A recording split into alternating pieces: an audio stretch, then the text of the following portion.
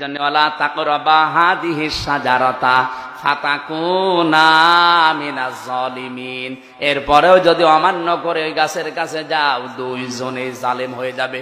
কি হবে? ওনারা আছে ভয়ে ভয়ে ঠিকই ভাবে। হঠাৎ শয়তান জান্নাতের মেন গেটে এসে করুণ সুরে কান্না আরম্ভ করেছে। কি করছে খেয়াল করবেন, শয়তান কিন্তু কথা বলার আগেই কাঁদে। আজ দুনিয়ায় অনেক শয়তান মার্কা মানুষ আছে, দেখবেন কথা বলার আগেই কেঁদে ফেলে। আমি নাম ধরবো। ফাওয়াসওয়াসা লাহুমা শাইতানু লিয়ুবদিয়া লাহুমা মা বুরিয়া আনহুমা। শয়তান ওয়াজ করছে আর আগেই কেঁদে ফেলছে। হযরতে হাওয়া ছিলেন দরজার কাছে, এসে দেখে লোকটা কাঁদে। কেন কাঁদেন? বলে আমার জন্য না, তোমাদের জন্য কাঁদতেছি। এত মায়া তোমার, কি হয়েছে? গোপন ভিত্তিতে সংবাদ পেয়েছি, এই আরামের জায়গায় তোমাদেরকে বেশি দিন আল্লাহ রাখবে না। মেয়েদের অভ্যাস হচ্ছে, এটা তাফসিরে ফি জিলালিল কোরআনে আছে, এই ভালো করে শোনেন। মেয়েদের অভ্যাস হচ্ছে কোন জায়গায় যদি একবার শান্তি পায়, দুনিয়ার সব একদিকে গেলে ওই জায়গা ছাড়তে চায় না। কারণ জান্নাতের ভেতরে শান্তি পেয়েছে হাওয়া, যেই শুনেছে এখানে রাখবে না, মাথা গেছে পাল্টিয়ে। এত আরামের জায়গায় রাখবে না মানে যা করা লাগে তাই করবো, তাও আমি এই জায়গা ছাড়বো না। কারণ আরাম একবার পেয়েছি চেয়ারে, এ চেয়ার থেকে আমার ওঠা যাবে না। এ ধোকা দিয়েছে কে? আরো জোরে, জোর হইল না। এ ধোকা খেয়ে ডাক দিয়ে বলে কি করা লাগবে? বলে কি করা লাগবে? আমি গোপন ভিত্তিতে সংবাদ পেলাম, ওই গাছের ফল যদি তোমরা খেতে পারো, এই যে এখানে আছে, ইল্লা আন তাকুনা মালাকাইনি আও তাকুনা মিনাল খালিদিন, যদি ওই ফল খেতে পারো তোমরা হয় ফেরেশতা হয়ে যাবে অথবা চিরদিন এখানে থাকবে। কেউ কোনোদিন তোমাদেরকে আর এই আরামের জায়গা থেকে বের করে দিতে পারবে না। হযরতে হাওয়া বলছে ঠিক আছে, আমার স্বামী আসুক। হযরতে আদম যখন এসেছে বলছে তুমি কি জানো কিছু? একজন আমাদের হিতাকাঙ্ক্ষী আছে। হিতাকাঙ্ক্ষী মানে একজন এসেছিল, সে আল্লাহর নামে কসম দিয়েছে, ওয়াকাসামাহুমা ইন্নী লাকুমা লামিনান নাসিহিন। শয়তান কসম করে বলেছে, অবশ্যই আল্লাহর নামে কসম করে বলছে আমি তোমাদের হিতাকাঙ্ক্ষী, তাড়াতাড়ি এই কাজটা করো। হযরতে হাওয়া ডাক দিয়ে বলেছে স্বামী এ কাজ করাই লাগবে, যদি না করেন তাহলে থাকতে পারবো না। আদম নবী বারবার বুঝিয়েছেন না এ কাজ করা যাবে না, যদি করি আল্লাহর নিষিদ্ধ কাজ রেগে যাবে উনি। হযরত হাওয়ার মাথার ভেতরে পাক লাগিয়েছে কে? আরো জোরে। যত বোঝানো হয় যে এই কাজ করেন এই কাজ করেন না, রাজি না, ও জানে যে কাজ করলে আমার চেয়ার থাকবে না। তাড়াতাড়ি করে বলছেন না ওগুলো হবে না, তাড়াতাড়ি আপনি খান ফল। বলে খাবো না। খাবেন না, আপনার সাথে আমার কথা বন্ধ। স্বামী স্ত্রী কথা বন্ধ হয়ে গেলে সংসার টিকবে? আরে ভাই, কয়েক ইঞ্চি বাড়ির ভেতরে স্বামী স্ত্রী কথা বন্ধ হয়ে গেলে সংসার টেকে না। আর অত বড় বিশাল জান্নাত, স্বামী স্ত্রী কথা বন্ধ হয়ে গেলে সংসার টিকবে কি করে? আমাদের এলাকার একটা ঘটনা ঘটেছিল, স্বামী স্ত্রী গন্ডগোল করে কথা বন্ধ করে দিয়েছে। এই শীতের রাতে স্বামীর কাছে যায় না, স্বামীও রাগ করে যায় না। খড়কোটায় আগুন লাগিয়ে বাইরে থেকে তাপ নেয়, তাও স্ত্রীর কাছে যায় না। আল্লাহর ইশারা একদিন তাপ নিতে নিতে আগুন লেগে গেছে ওর লুঙ্গিতে, ও তো টের পায়নি। স্ত্রী জানালার ফাঁকা দিয়ে তাকিয়ে দেখে যে কায়দায় আগুন লেগেছে, যদি আমি কিছু না বলি ওর সব পুড়িয়ে যাবে। কথা বলা যাবে না, আমার প্রেস্টিজ নষ্ট হবে, পুড়িয়ে যায় যাক। আবার মনে মনে করছে যদি সব পুড়িয়ে যায় আমার কি হবে। এবার জানালা থেকে মুখ অন্যদিকে ঘুরিয়ে জোরে জোরে বলছে আমি কারোর সাথে কথাও বলি না, কারো লুঙ্গিতে আগুন লাগলে তাও বলি না। স্বামী চিন্তা করছে হচ্ছে কি, তাকিয়ে দেখে আগুন, জলদি করে আগুন লিভিয়ে বলছে আল্লাহ তাওবা করছি, জীবনে আর বোর সাথে কথা বন্ধ করবো না, এক্ষুনি পুড়ে মরি যেতাম। কথা বন্ধ করে দিলে কত বড় ক্ষতি। হযরত আদম চিন্তা করলেন ঠিক আছে যা হয় হবে, চল। গাছের কাছে গেলেন, ওটা ছেড়ার পরে কষ পড়ছিল, ওই গাছ তখন বরদোয়া দিয়েছে, পোশাকগুলো খুঁড়ে পড়ে গেছে, জান্নাতের ওই লতা পাতার পাতা ছিঁড়ে লজ্জায় স্থান ডেকেছে। ওই যে শয়তান দাঁড়িয়ে আছে জান্নাতের মেন গেটে, আদম এবং হাওয়াকে উলঙ্গ অবস্থায় দেখে এবার খিলখিল করে হাসছে। শয়তান চায় সব সময় মানুষকে উলঙ্গ দেখতে। এই কথা বলেন না কেন? যৌনতা ছড়াতে ভালোবাসে। আজ তাকান দেশের দিকে, যৌনতা ছড়াতে যারা ভালোবাসে, এমনকি শিক্ষা ব্যবস্থায় একটা ঢুকিয়েছে। আল্লাহর কসম, এই শরীফ থেকে শরীফা যারা চালু করতে চাচ্ছেন, এটা আর একটা যৌনতা। আরে ভাই, সকালে একজন শরীফ, বিকালে বলছে না আমি শরীফা মনে হচ্ছে। মনে হলেই হবে? ও যদি মনে হওয়ার পরেই বলে যে এখন আমার তাহলে মহিলা হোস্টেলে সিট দেওয়া লাগবে, যে হোস্টেলে আপনার মেয়ে আছে, বোন আছে, এই কথা বলছে না কেন? ও যতই শরীফা দাবি করুক, মাল কি? ও যদি এখন মহিলা হোস্টেলে সিট নিয়ে থাকে, কিছুদিন পরে যারও যে দেশ ভরে যাবে। কোথায় যাচ্ছে টের পাচ্ছেন? আপনার মেয়ে, আপনার বোন, আপনার ফুফু নষ্ট হবে। এটা শয়তানের চিহ্ন। শয়তান যৌনতা ছড়াতে ভালোবাসে বিভিন্ন কায়দায়। হযরত আদম আলাইহিস সালামকে আল্লাহ এবার ডাক দিলেন, কি বলেছিলাম তোমাদেরকে, কেন এই কাজ করলে? বের হয়ে যাও। কুলনা হাবিতু মিনহা জামিআ, আর এখানে থাকা যাবে না, এখান থেকে নেমে যাও। এই যে জামিয়া, তুমি একা না, তুমি আর তোমার বউ আর শয়তান না, তোমার যত সন্তান কিয়ামত পর্যন্ত আসবে সবাইকে নিয়ে চলে যাও। তার ভেতরে আমরা মনে হয় নেই। হযরতে আদম দুনিয়াতে আসার পরে চিন্তায় পড়ে গিয়েছিলেন।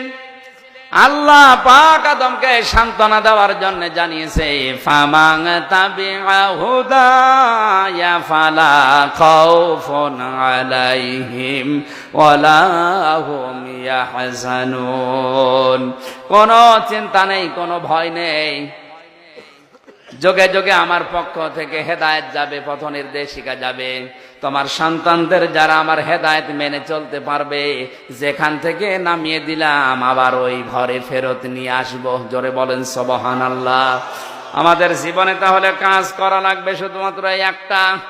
6666টি আয়াতের 500 আয়াত শরীয়তের বিধান আছে। এটা পঙ্খানো অনুসরণ করে দেখিয়ে যদি মরতে পারি, যেখান থেকে আল্লাহ নামিয়েছে আবার ওখানে ফেরত নিয়ে যাবেন। হযরত আদম আলাইহিস সালাম এবার দোয়া করলেন, রব্বানা যালামনা আনফুসানা ওয়া ইল্লাম তাগফির লানা وترحمنا لنكونن من الخاسرين। আল্লাহ পাক বলেন, হে আদম, যুগে যুগে তোমার সন্তানরা যদি এই দোয়া পড়তে পারে, আমি আল্লাহ কথা দিলাম তোমার সন্তানদের জীবনের অপরাধ আমি আল্লাহ তোমার মতো মাফ করে দেব। দাসির এই 7টা নামে তাকে কোরআনে ডাক দিয়েছেন। হামিম এটা নবীর নাম। কেউ কেউ বলেছে, কেউ কেউ বলেছে না, এটার অর্থ আল্লাহ শুধু জানে আর কেউ জানে না। অল কিতাবিল মুবিন, আল্লাহ বলেন স্পষ্ট কিতাবের কসম। কিসের? কোরআনে কারীম কিন্তু স্পষ্ট। অথচ এখানে হাজারো মুসলমান বসে আছে, আমাদের কাছে কোরআন স্পষ্ট না অস্পষ্ট? এখানে কত মানুষ আছে যাদেরকে সূরা ইখলাস ধরলেও 4টা আয়াতে 4টায় ভুল বলবে। বলে কুল হুয়াল্লাহু আহাদ, আল্লাহুস সামাদ। এখানে সামাদ আছে না সমাদ আছে? সোয়াদ মুখ গোল করে বলতে হয়।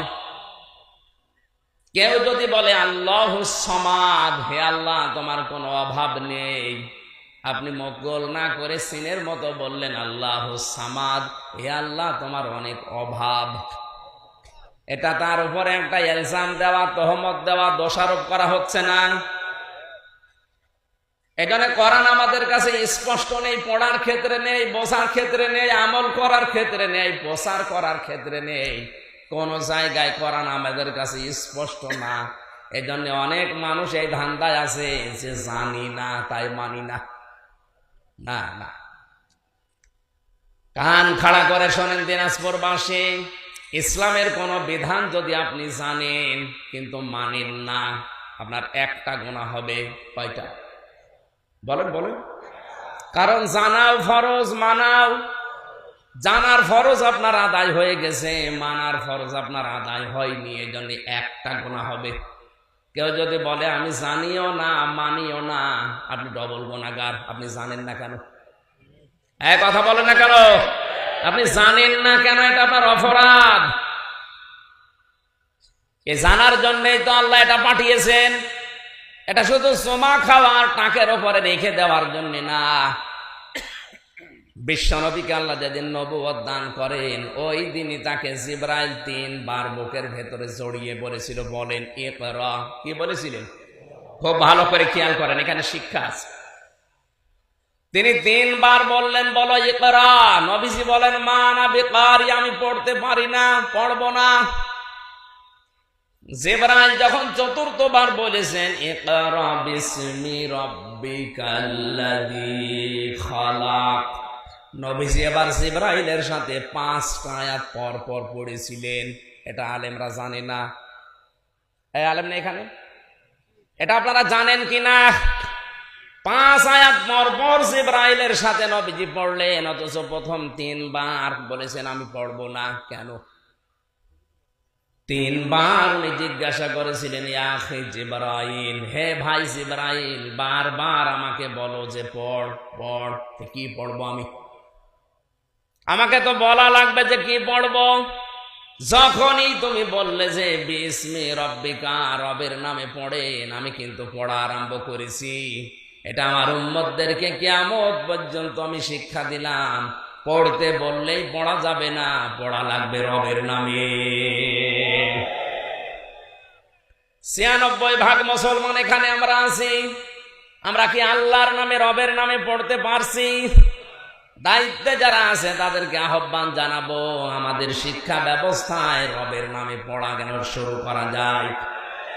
এরা রব বাদ দিয়ে যদি অন্য কারো নামে পড়া আরম্ভ হয়, ওই শিক্ষায় মানুষ শিক্ষিত হয় কিন্তু জানোয়ার হয়ে যায়। আমি এ চোখ দিয়ে দেখেছি, কেবল 7 দিন গেছে মক্তবে, এখনো আলিফ বা তাসা ভালো করে ঠিক মতো পড়তে পারে না, কোরআনের ছায়া কেবল লেগেছে। শিক্ষক অজু করছে, ছাত্র পায়ে পানি ঢেলে দিচ্ছে। আমি এ চোখ দিয়ে এটাও দেখেছি, বিশ্ববিদ্যালয়ে মাস্টার্সে ক্লাস চলছে, ছাত্র জুতা দিয়ে শিক্ষককে পিটাচ্ছে, বলবে শালা করে মেরেই ফেলবো।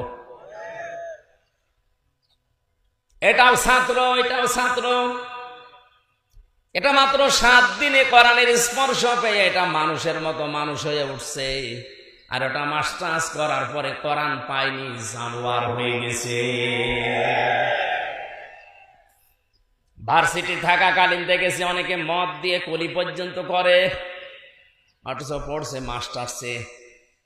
বলেন তো, যে ছেলেটা কোরআন নেই, হাদিস নেই, আখিরাতের চিন্তা নেই, রবের নামে পড়াশোনার বালাই নেই, যে মদ দিয়ে কলি করে সকালবেলা, এ যদি কোনো চেয়ার পায় ও চেয়ার থাকবে, ও চেয়ার তো গরম করে ফেলাবে।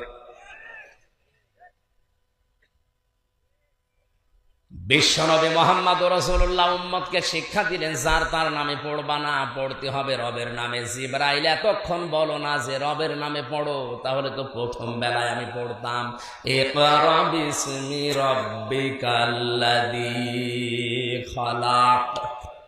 আহ্বান জানাবে এখানে যারা মুসলিম আছেন, আপনার ছেলেকে আপনি ডাক্তার বানাবেন, ইঞ্জিনিয়ার বানাবেন, বৈজ্ঞানিক বানাবেন, ডিসিএস পিটিওন ওসি বানাবেন, কোনো অসুবিধা নেই। আগে কোরআনে কারিমের জ্ঞানটা তাকে দিয়ে ভিতটা তৈরি করে দেন, অন্তত যেন আকাম কোকাম করে না বাড়ায়। ঝিনাইদহ এক টিয়নর বাগান অশুদ্ধ পড়লে কোথা থেকে কোথায় অর্থ চলে যায় আকাশ পাতাল, আপনি টের পাচ্ছেন না। ইযা জাআ নাসরুল্লাহি ওয়াল ফাত হয়েছে, তেলাওয়াত হয়েছে। অথচ যারা বসে আছে দেখেন 30 বছর নামাজ পড়ছে, মাথা নাড়াচ্ছে, কিছু বলছে না। তার মানে মনে হচ্ছে যে আমার তেলাওয়াত হয়েছে। ইযা জাআ নাসরুল্লাহি ওয়াল ফাত হয়েছে, হ্যাঁ হয়নি মানে এবারটা তো হয়েছে, আগেরটা না সমস্যা ছিল না। আপনারা মনে হয় এখানে নেই, আছেন, এখানে আছেন। কি হয়েছে বলেন তো? প্রথমটাই সোয়াদের জায়গায় সিন বলেছিলাম, অর্থ হয়ে গেছে যখন আসবে ঈগল পাখি তখন আপনি বিজয় পাবেন। আর আল্লাহ বলতে চেয়েছেন, হে নবী, যখন আমার সাহায্য আসবে তখন আপনি বিজয় দেখতে পাবেন। কোথায় আল্লাহর সাহায্য আর কোথায় ঈগল? আকাশ পাতাল পাল্টিয়ে গেছে শুধু একটা অক্ষর উচ্চারণের কারণে। কথা বলছে না কেন? সূরা ফাতিহা যারা পড়ে এখানে বসে বসে আলহামদুলিল্লাহি রাব্বিল আলামিন হয়েছে না, মানে হয়েছে এবার আলহামদুলিল্লাহি রাব্বিল আলামিন হয়েছে এবার? আগেরটা হয়েছে কেন? হামদ শব্দটা ভেতর থেকে উচ্চারণ করা লাগে, কারণ হামদ আর হাম ছোট হার বড় হাতিরে আকাশ পাতাল হয়ে যাচ্ছে। হামদ মানে প্রশংসা আর হামদ মানে ধ্বংস হওয়া। সমস্ত ধ্বংস আল্লাহর জন্য, যিনি আসমান জমিন বানিয়েছেন। আর হামদ দিলে সমস্ত প্রশংসা আল্লাহর জন্য, যিনি জগৎ সমূহের মালিক। বলেন সুবহানাল্লাহ। কোরআন পড়তে হলে যদি কেউ হক আদায় করে তাহলে তার শুদ্ধ করে পড়া লাগবে। এটা তো আমি নিজে বললাম। আরাতিলিল কুরআনা তারতিলা। আল্লাহ পাক বলেন, আমার কোরআন এটা সাধারণ জিনিস না, পড়তে চাইলে স্পষ্ট ভাবে সহি শুদ্ধ করে মাখরাজ আদায় করে পড়বা। এই জন্যই তো প্রতিটি অক্ষরে 10টা করে নেকি হয়, উচ্চারণ করলেই 10টা নেকি হবে। কেউ যদি আলিফ লাম মিম বলে 30টা নেকি হয়ে যাবে। সুবহানাল্লাহ বলতে পারেন না? দুনিয়ায় একটাই মাত্র কিতাব আছে যেটা পড়লে উচ্চারণ করলেই নেকি পাওয়া যায়। পৃথিবীর আর কোন বই নেই, কিতাব নেই যেটা পড়লে আপনি সওয়াব পাবেন না। এই একটা কিতাব, কারণ এটা সরাসরি বের হয়ে এসেছে আল্লাহর কুদরতি মুখ দিয়ে। আল্লাহর মুখ দিয়ে যেটা বের হচ্ছে সেটা আপনার মতো এই সলিমদ্দির মুখ দিয়ে বের হওয়া, এটা কি অত সহজ জিনিস? অথচ এখানে 100 জনের প্রায় 95 জন শুদ্ধ করে কোরআন পড়তে পারে না।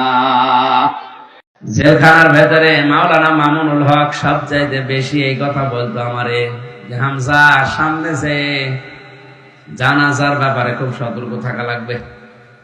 কারণ কাফেরের জানাজা পড়া, বেঈমানের জানাজা পড়া, মুনাফিকের জানাজা পড়া হারাম।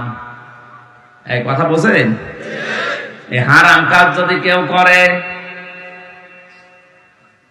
এজন্য এ ব্যাপারে আমরা সতর্ক থাকবো যেন কোন মুনাফিকের জানাজা আমরা পড়াই না পড়াই এবং হাজিরও না হয়।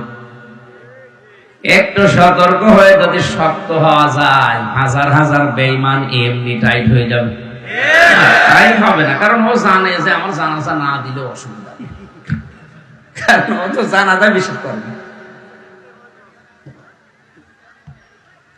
বাংলার এক নাস্তিক ডক্টর আহমেদ শরীফ বলেছিল, আমার জানাজা দেওয়ার দরকার নেই, কবরে দেওয়ার দরকার নেই। ছাত্ররা বলেছে, স্যার আপনারা করবো কি, পড়িয়ে ফেলি? না, ওই হিন্দু ধর্ম বিশ্বাস করি না। আপনারা করবো কি? আমার লাশটা ঢাকার মেডিকেল কলেজে দিয়ে দিও। ছাত্র ছাত্রীরা আমার লাশ কেটে কেটে ডাক্তারি শিখবে। মারা যাওয়ার পরে নিয়ে গেছে অ্যাম্বুলেন্সে করে। মুসলমান ছাত্র ছাত্রী যারা মিছিল আরম্ভ করেছে, না এ নাস্তিকের লাশ নিয়ে আমরা ডাক্তারি শিখবো না, যে আল্লাহরে বিশ্বাস করেন ওরে কেটে কি পাবো। অ্যাম্বুলেন্সের ড্রাইভাররা জানে ভার্সিটি ছেলে মেয়েরা যদি একবার খেপে ওই অ্যাম্বুলেন্সে আগুন লাগিয়ে দিতে পারে, তাড়াতাড়ি মাথা ঘুরিয়ে দিটা। কোথায় নিয়ে যাবে? ওর তো জানাজা দেওয়া নিষেধ, কবরে দেওয়া নিষেধ, পুড়িয়ে ফেলাও নিষেধ, টেনে ফেলে দিয়েছে। কুকুর শ্রীগালি খেয়েছে। এরকম দু একটা যদি শুরু হয় আমার মনে হয় অনেক নাস্তিকও টাইট হয়ে যাবে। অনেক 4টা বিষয় আমি 2 বছর 8 মাস ওনার সাথে ছিলাম, সবচেয়ে বেশি 4টা বিষয় আমাকে বলতো। এই জানাজার বিষয়টা 1 নাম্বার, যে এটা আমি পড়াবো না। খুব কঠোর বিষয় হওয়া লাগবে আমাদেরও, কারণ হারাম কাজ। নবীজিকে আল্লাহ পাক আয়াত নাযিল করে জানিয়েছেন, ফালাইয়াগফিরাল্লাহু লাহু। এখানে আল্লাহ যদি মুনাফিক শুধু আব্দুল্লাহ ইবনে উবাই উদ্দেশ্য হতো তার নাম দিত, আল্লাহ হুম দিয়েছেন। তার মানে এর মতো চরিত্র কিয়ামত পর্যন্ত অনেকের হবে, আল্লাহ জানে। তাদের জন্য যদি ৭০ মাররাতান ৭০ বার আমরা দোয়া করি, কবুল হচ্ছে না, হবে না। এক ফির মজারে বর্তমান ভবিষ্যৎ, প্রেজেন্ট ফিউচার। হে নবী, মুনাফিকের জন্য যদি আপনি দোয়া করেন ৭০ বার না। নবীজি ওই আয়াতের তাফসিরে আমি পড়েছি, তাফসিরে হাক্কানিতে উনি মনে মনে করছিলেন আমি ৭১ বার দোয়া করবো এই লোকটার জন্য। আল্লাহ তো ৭০ বারের কথা দিয়েছে, আমি ৭১ বার করব। তখনই ফালাইয়াগফিরাল্লাহু লাহু নাযিল হয়। হে নবী, এর জন্য ৭১ বার না, আপনি কোটি কোটি বার এর জন্য দোয়া করলে কবুল হবে না। কাকে বলেছে? যে নবী কোনদিন হাত তোলায় লাগেনি, মনের ভেতরে কামনা আসলে দোয়া কবুল হয়ে গেছে। জামালপুরবাসী মাথায় যদি মগজ থাকে চিন্তা করে, এই লোকটা নবীজির পেছনে নামাজ পড়তো, নবীজির সাথে রোজা রাখতো, ইফতারি করতো, ওর সব ছিল প্রায় নবীর মতো। শুধু রাজনৈতিক দর্শনে আল্লাহর নবীকেও মানত না। তলে তলে ওর নেতা ছিল আবু জেহেল। রাজনৈতিক জীবন যে একটা জীবন বলে আছে, অনেকে মনে করে না এটা দুনিয়ার কাজ, অথচ এটাও দিয়েছে আখিরাত তৈরি করা যায়। অনেকে জানেও না, বিশ্বাসও করে না। ওই কথাগুলো সতর্কমূলক বলতে গেলে বলো হুজুর এটা রাজনীতি। কোরআনে নামাজের কথা বললে যদি রাজনীতি না হয়, রমজানের কথা বললে যদি রাজনীতি না হয়, কোরআন দিয়ে নবীজি 10 বছর এ দেশ চালিয়েছেন, এই কথা বললে রাজনীতি হয়, বুঝতে হবে আপনি মুনাফিক। মুনাফিক মারা গেলে আমি আবার বলছি এর জন্য ৭০ বার ৭১ বার না, শুধু হামজা দিয়ে না, গিয়াসউদ্দিন দিয়ে না। আপনি যদি একেবারে কাবার ইমাম সদাইসি দিয়েও জানাজা পড়ান, ওটা কবুল হবে না। এজন্য আমরা যেন মুনাফিকের কোন জার ভেতরে না থাকে। এটা নিয়ামত, এটা মনে করে আমরা খুশি, আমরা মুখে প্রকাশ করছি, বলেন আলহামদুলিল্লাহ। 2 নম্বরে মনের ভেতরে একটা অনির্বচন সুখ পাবেন আপনি। কি সুখ? শব্দ উচ্চারণ করতে পারছেন না? একটা অনির্বচন সুখ আপনি অনুভব করবেন। এটা কেমন? এটা পাখি যখন মারে, বাচ্চাগুলো পলকের নিচে, পালকের নিচে, এই যে নরম মোলায়েম সফট কমল মায়ের পাখার নিচে আশ্রয় নিয়ে একটা কিচির মিচির আওয়াজ দেয়। বাংলাতে এটারে বলা হয় অনির্বচন সুখ। আপনি যখন কোরআনে কারিমের অনুষ্ঠানকে নিয়ামত মনে করবেন, আপনার অন্তরে ওইরকম একটা সুখ অনুভব করবেন আপনি। বলেন সুবহানাল্লাহ। 3 নম্বরে এখান থেকে যেটা ডেলিভারি দেওয়া হবে, এই কথাগুলো আপনার প্র্যাকটিক্যাল লাইফে আপনি মিলানোর সিদ্ধান্ত নেবেন আল্লাহর মর্জি মতো। কয়টা বললাম? হযরতে আলী রাদিয়াল্লাহু তাআলা আনহুর বিশ্বাস ছিল রাসূলের জীবনের এই কথার উপরে, যে আমি অন্তত 3 দিনের ভেতরে মরব না। কারণ 3 দিনের ভেতরে যদি মারা যায় তাহলে কথা মিথ্যা হয়ে যাবে। কার? রসুলের। আর রসুলকে আল্লাহ মিথ্যাবাদী বানাবে? কথা বলে কি বিশ্বাস ছিল তাদের কথার উপরে। আল্লাহর নবী ওখান থেকে বের হয়েই গেলেন আবু বকরের বাড়িতে, ডাক দিয়ে বলেন, আবু বকর বাড়িতে আসো। সঙ্গে সঙ্গে দরজা খুলে দিয়েছেন। ডাক দিয়ে বলেন, আবু বকর তুমি কি ঘুমাও না? সিদ্দিক আকবর বলে, ইয়া রাসূলুল্লাহ 6 মাস আগে আপনি আমাকে বলেছিলেন হিজরত করা লাগতে পারে, যদি আমি যাই তাহলে তোমার সাথী নিতে পারি। আপনি কিন্তু বলেননি যে তোমার নেবই। আমি ওই দিন থেকে মনে করেছিলাম কখন না জানি নবীজি এসে আমারে ডাক দেয়। এই জন্য 6 মাস আগে এই টোপলাটা আমি রেডি করে রেখেছি। ঘরে ঘুমাতে যাই না, এই দরজার সাথে পেট লাগিয়ে থাকি। আপনি ডাক দিলে যেন আল্লাহর নবীর ডাকে আমি সঙ্গে সঙ্গে সাড়া দিতে পারি। ভালোবাসা যদি এরকম আজকে 16 কোটি মুসলমান দেখাতে পারতাম, অন্তত এই দেশে আর কেউ সালাম নিয়ে আল্লাহ হাফেজ নিয়ে উল্টা পাল্টা ধারণা করার সাহস পেত না। কারণ সালাম হচ্ছে বিশ্বনবীর সুন্নাত। এই কথা বলছে না কেন? আল্লাহর নবী সবচাইতে বেশি যে সুন্নাতটা পালন করেছিলেন দুনিয়ায়, তার নাম আফশুস সালাম। নবীজি বলেন, বেশি বেশি সালাম দাও। আর সেটা নিয়ে আজকে ব্যঙ্গাত্মক ভাব প্রকাশ করছে। সালামকে যারা জঙ্গিবাদের সাথে তুলনা করেছে, অন্তত তাদেরকে প্রকাশ্য শাস্তি দেওয়া দরকার নবীর সম্মান ঠিক রাখার জন্য।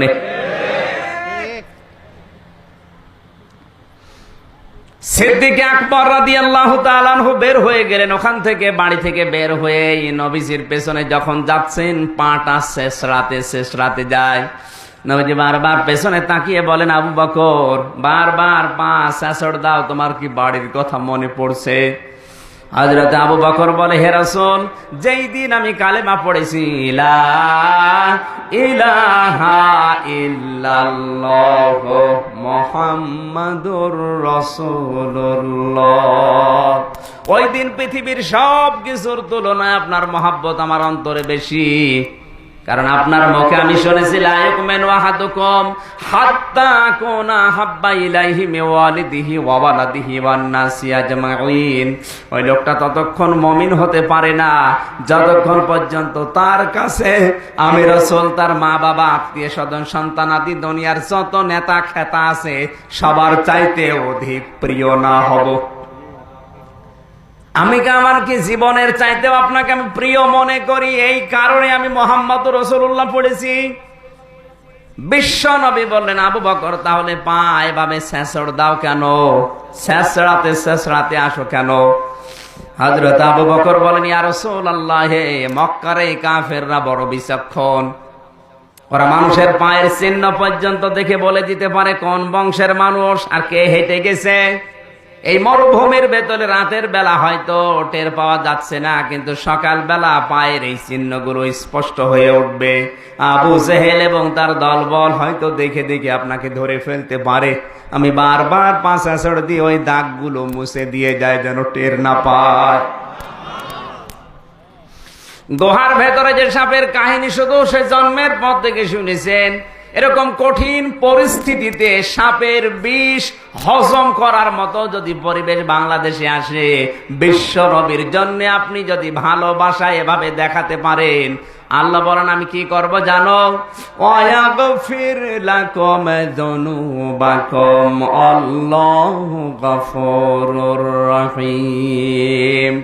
এইভাবে যদি ভালোবাসা দেখাতে পারো, আবু বকরকে যেমন সিদ্দিক উপাধি দিয়েছি আমি আল্লাহ নবীর মাধ্যমে, তোমাদেরকেও এরকম একটা কিছু দেব। আমরা এরকম কিছু পেতে চাই না? রবিউল আউয়াল মাস কিন্তু এসেছে, ওই দাবি নিয়েই চলেও যাচ্ছে। আর যারা শুধু মিলাদ পড়ে ভালোবাসা শেষ করে দিচ্ছেন, তাদেরকে আমি এক কথায় বলছি, যারা শুধু রসুলের মিলাদ পড়ে শেষ করে দিতে চান ভালোবাসা মহব্বত, তারা জাহান্নামে যাবেন। তার প্রমাণ আবু লাহাব আর আবু তালেব। এই দুইজন কিন্তু নবীর আপন চাচা। এই দুইজন রসুলের মিলাদে খুশি ছিল। মিলাদ মানে জন্ম, মিলাদ মানে মিলাদুন নবী আজ যারা পালন করে খুশি, কিন্তু সিরাতুন নবী, নবীর আদর্শ পেয়ে তারা খুশি না। এই মানুষগুলো যে জাহান্নামে যাবে তার প্রমাণ আব্দুল্লাহ, আবু তালেব এবং আবু লাহাব। এ দুইজন আপন চাচা নবীর জন্মে এত বেশি খুশি হয়েছিল, আবু লাহাব তো তার নিজের দাসী পর্যন্ত সাদগা করে দিয়েছিল, যা তোরে আজাদ করে দিলাম। কিন্তু নবী যখন তাদেরকে আদর্শের কথা বললেন, আল্লাহর নবীর আদর্শ তারা তো মানে না, এরা উল্টা করে বিশ্ব নবীকে হত্যা করার ষড়যন্ত্র করিস। কথা বলেন ঠিক কিনা? আজ যারা বিভিন্ন নাম নিয়ে নবীর মহব্বত দেখান, সুন্নি নাম নিয়ে, আপনাকে আমি বাঁচার জন্য বলছি, শুধু মিলাদ পড়ে আনন্দ করলে হবে না। সিস্টেম অপর পৃষ্ঠায় দেখুন, আল্লাহর নবীর আরো দুইজন চাচা ছিল, একজন আমির হামজা আর একজন আব্বাস। এই দুইজন নয় চাচা শুধু মিলাদ পড়েই খুশি ছিল না, তারা মিলাদের পাশাপাশি তারা মিলাদ পড়েছে। মিলাদ মানে কি? জন্ম অনুষ্ঠান। মিলাদুন নবী, জন্ম অনুষ্ঠান তারা খুশি ছিল, কিন্তু পাশাপাশি তারা সবচেয়ে বেশি খুশি হয়েছিল সিরাত পেয়ে, নবীর আদর্শ পেয়ে। কি পেয়ে? হযরত আমির হামজা রাদিয়াল্লাহু তাআলা আনহু আবু জেহেলের মাথায় আঘাত করে নবীজির কাছে আসলেন কাবা শরীফে। এই উরুর উপরে নিজে তুলে নিলেন মাথাটা, ডাক দিয়ে বললেন, ভাতিজা, তোমাকে যেইভাবে আবু জেহেল আঘাত করেছে আমি ঠিক ওইভাবে আঘাত করে ওর মাথা দিয়ে রক্ত ঝরিয়েছি, তুমি খুশি হয়েছো? নবীজি বললেন, চাচা, আমি খুশি হতে পারলাম না। ওই সময় হযরত আমির হামজা বলেছে, ভাতিজা, তুমি কি করলে খুশি হবে বলো দেখি, আজকে তোমারে খুশি করার জন্য আমি সব করতে রাজি আছি। নবীজি বলেন, চাচা, সত্যি কি আপনি আমাকে খুশি করতে চান? বলে, হ্যাঁ চাই। তাহলে এই মুহূর্তে আপনি আমার আদর্শটা গ্রহণ করেন। ওই সময় হযরত আমির হামজা বলেছে, ভাতিজা, আজকে সত্যি তোমাকে খুশি করার জন্য আমি আমার বাপ দাদার ধর্ম আদর্শ সব ছেড়ে দিয়ে তোমার আদর্শ আমি মেনে নিলাম। আমারে পড়িয়ে দাও লা ইলাহা ইল্লাল্লাহ মুহাম্মাদুর রাসূলুল্লাহ। হযরতে আমির হামজা জান্নাতি রাদিয়াল্লাহু তাআলা আনহু তার নামের পরে আছে। আল্লাহ নিজে রাজি হয়ে জানিয়ে দিয়েছেন, রাদিয়াল্লাহু আনহুম ওয়া রাদু আন যালিকা লিমান খাশিয়া রাব্বাহ। জোরে বলেন আল্লাহু আকবার। সুতরাং আজ যদি শুধু মিলাদ পড়ে আপনি মহব্বত দেখিয়ে শেষ করতে চান, আপনাকে আল্লাহ আবু লাহাবের মতো, আবু তালেবের মতো জাহান্নামে দেবে। মিলাদের পাশাপাশি বিশ্বনবীর সিরাত পেয়ে, আদর্শ পেয়ে যদি দুনিয়ায় আমির হামজার মতো সবকিছু ছেড়ে দিয়ে আদর্শ মানতে পরিবেশ আসে, তাহলে সবকিছু বাদ দিয়ে নবীর আদর্শ যদি আমির হামজার মতো কেউ মেনে নেয়, মহান আল্লাহ তাকে আমির হামজার সাথে জান্নাত দেবে। আমার এই নামটা আমার বাবা দিয়েছে। এখান থেকে মাসলা বের হয়, সন্তান জন্ম দেওয়ার পরে বাবার যে 4টা দায়িত্ব, তার 1 নম্বরে হচ্ছে তার একটা সুন্দর নাম রাখা। এখানে কত বাবা বসে আছে, এমন এমন নাম সন্তানের রাখে, শয়তান পর্যন্ত হাসে। একটি নাম রেখে দিয়েছে বল্টু। নাম কিয়ামতের ময়দানে প্রতিটি মানুষকে আল্লাহ তার বাবার সাথে নাম ধরে ডাকবে। হামজা বিন রিয়াজ। আজ অনেক মহিলা তাদের স্বামীর সাথে নাম মিলিয়ে রাখে। আমার ম্যাডামের নাম তামান্না, আমার নাম আমির হামজা। উনি যদি তামান্না আমির লেখে না, এটা বৈধ না। ওনাকে লেখা লাগবে ওনার বাবার নামের সাথে তামান্না সুলতানা। আমার বাবার নাম সুলতান। কারণ আমার স্বামীর সাথে সংসার যদি ভেঙে যায়, আজকেই যদি তালাক হয়ে যায়, কালকে ওর মুখ দেখা আমার জন্য আর জায়েজ। কিন্তু বাবার সাথে তালাক হওয়ার সম্ভাবনা আছে। বলেন। এজন্য বাবার যে 4টা দায়িত্ব, তার 1ম নাম্বারে দায়িত্ব হচ্ছে তার সুন্দর নাম রাখা। 7 দিনে আকিকা করা, এটা সুন্নাত। কেউ যদি না পারে 10 দিনে, 21 দিনে, এরপরে যতদিন পারেন করবেন, আদায় হবে। কিন্তু সুন্নাত হচ্ছে 7 দিনে। আমি বোঝাতে পেরেছি? 3 নম্বরে তাকে দ্বীনের জ্ঞান শিক্ষা দেওয়া লাগবে, এটা বাবা মার দায়িত্ব। দিনের জ্ঞান শুরু হয় যার নাম নিয়ে, তার নাম বলেন তো। আমি এখানে একটা তথ্য বলবো, যারা জ্ঞানী মানুষ আছেন খেয়াল করবেন। নবীজির বয়স যখন 40 বছর, বিশ্ব নবীকে ফেরেশতা জিবরাইল ওই পাহাড়ে হেরা গুহায় 3 বার বুকে ধরে চাপ দিয়েছিলেন যে পড়েন পড়েন পড়েন। নবীজি বললেন, মা না বেকারি, আমি পড়তে পারবো না। কথা বলেন না। চতুর্থবার যখন তিনি বলেছেন, ইকরা বিসমি রাব্বিকাল্লাযী খালাক, বিশ্ব নবী এবার 5টা আয়াত জিবরাইলের সাথে পড়েছিলেন, না পড়েন নাই? একবারও কি আপনার বিবেকের কাছে কথাটা আসে না যে কেন এবার পড়লেন? বিশ্ব নবী ওই সময় জিজ্ঞাসা করেছিলেন, ভাই জিবরাইল, তুমি এতক্ষণ কেন বললে না যে বিসমি রাব্বিকাল্লাযী খালাক, পড়া লাগবে আমার রবের নামে? এতক্ষণ খালি বলছিলেন পড়ো। কি পড়বো? কার নামে পড়বো? আমি তো আল্লাহর নাম ছাড়া, আমার রবের নাম ছাড়া পড়তে পারবো না।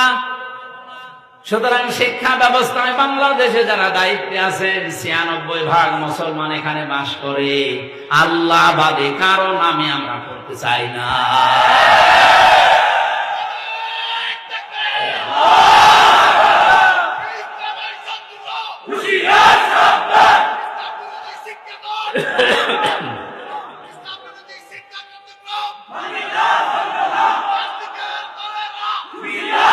আমার ভাইরা, আমি কথাগুলো শুধু স্লোগান দেওয়ার জন্য, গরম হওয়ার জন্য বলি নাই, বিবেকের কাছে প্রশ্ন করে। নবীজি নবুয়ত পাওয়ার পরে কিন্তু পড়তে পারতেন, তিনি বলেন না আমি পড়বো না। কারণ আমার রবের নাম যখনই আমি শুনলাম তখনই পড়া স্টার্ট দিলাম। বিশ্ব নবী নবুয়ত পাওয়ার পরেই তার উম্মতদেরকে আদেশ দিয়েছে, উম্মতেরা সন্তান তোমাদের হলে তাদের 3 নাম্বারের দায়িত্ব তাদের দ্বীনের শিক্ষা।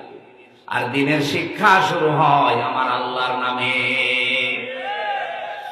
যে বইয়ের শুরুতে বিসমিল্লাহির রহমানির রহিম থাকে না, ইকরা বিসমি রাব্বিকাল্লাযী খালাক থাকে না, ইন্নাদ দীনা ইনদাল্লাহিল ইসলাম থাকে না, ওই পড়া মুসলমানেরা পড়বে কিনা ভেবে দেখা উচিত।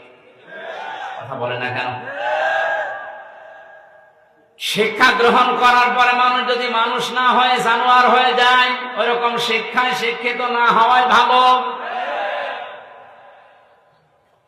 বাংলাদেশ সহ বিশ্বে যত জায়গায় ঘুরেছি, কোরআনে কারিমের শিক্ষা যাদের ভেতরে আমি পেলাম, বাস্তবে ওই ছোটবেলায়ও যারা কোরআনের শিক্ষা কম পেয়েছে, তারা বড় হয়ে যত বড় জায়গায় উঠেছে, তাদের ওই ছোটবেলার কথাটা মনে আছে।